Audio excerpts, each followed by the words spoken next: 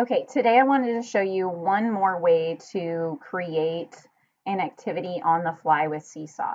So what I can do is if, let's say I need my kids to have a worksheet, but I don't have a PDF version of the worksheet. I only have a paper copy in my classroom. Or I have a workbook that I just found and I don't have time to make that page a PDF. Making PDFs are very easy, but if you need something on the fly at that very moment, this would be an option in Seesaw. So you would click Add, you would go to Assign Activity, you would click Create New Activity. I'm going to skip the title and instruction part because I've already gone over that in the other video.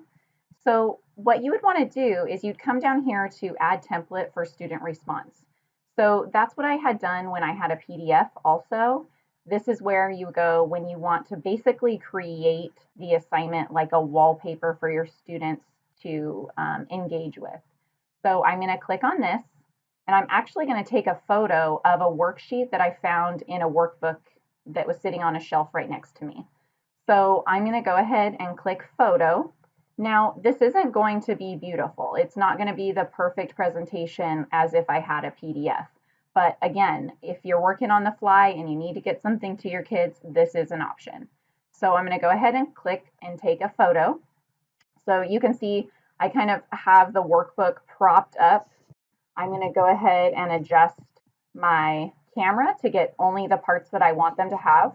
I'm not going to have them do the bottom part because that's not fitting in my frame, and that's okay. I just want a little bit of a screenshot of what my kids know. I'm going to move my hand out of the way a little bit.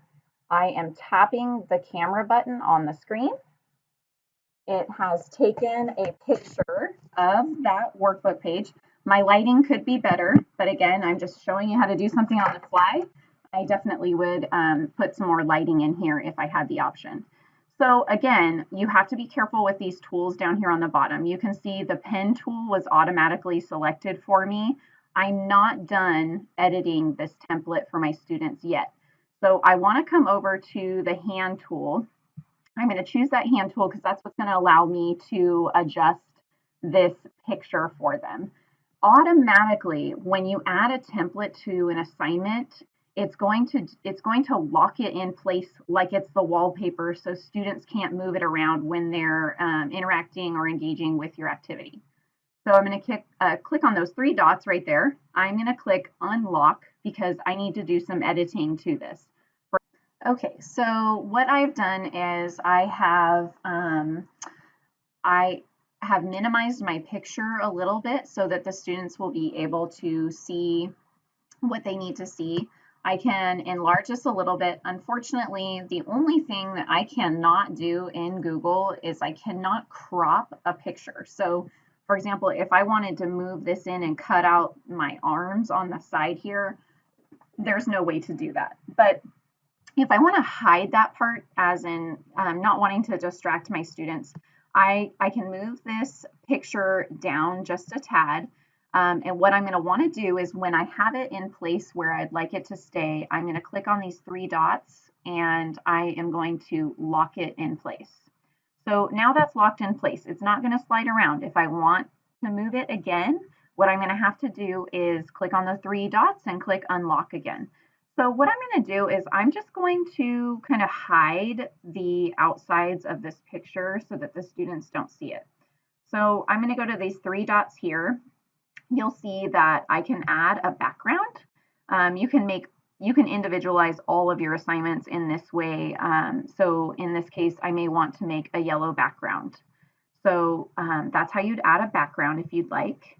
You can add shapes. So for example, if I want to cover up the my arms on the sides of this workbook or this work page, I can put in a rectangle. I'm going to turn that rectangle, or rotate it, I should say. I'm going to scoot it over here. I can change the picture or the color of my rectangle over here. Maybe I want it to be yellow to blend in. And then I can just kind of stretch this out. And I need to stretch it farther here. But you can see that rectangle is kind of now hiding any distraction the students might have. And then right here, I can lock that rectangle in place. Before I even lock it, I can also duplicate it because I might want to put that rectangle on the other side. So I'm going to click duplicate. I'm going to drag that extra one over here. Okay, so now I've kind of hidden the ugly a little bit on the edges of this worksheet, made it look not so bad, but you can see as quick as that, you can have a page ready to go for your students. You don't need to hide the edges of the papers. Your students can still interact with this easily. So that's all for this video. Like I said, I didn't cover the title or the instructions. I covered that in another video. So that is it for today. I'm going to go ahead and click this arrow as that assignment or that template is now there. So you would be able to add the rest of your instructions, and I'll show you how a student will interact with this in my next video.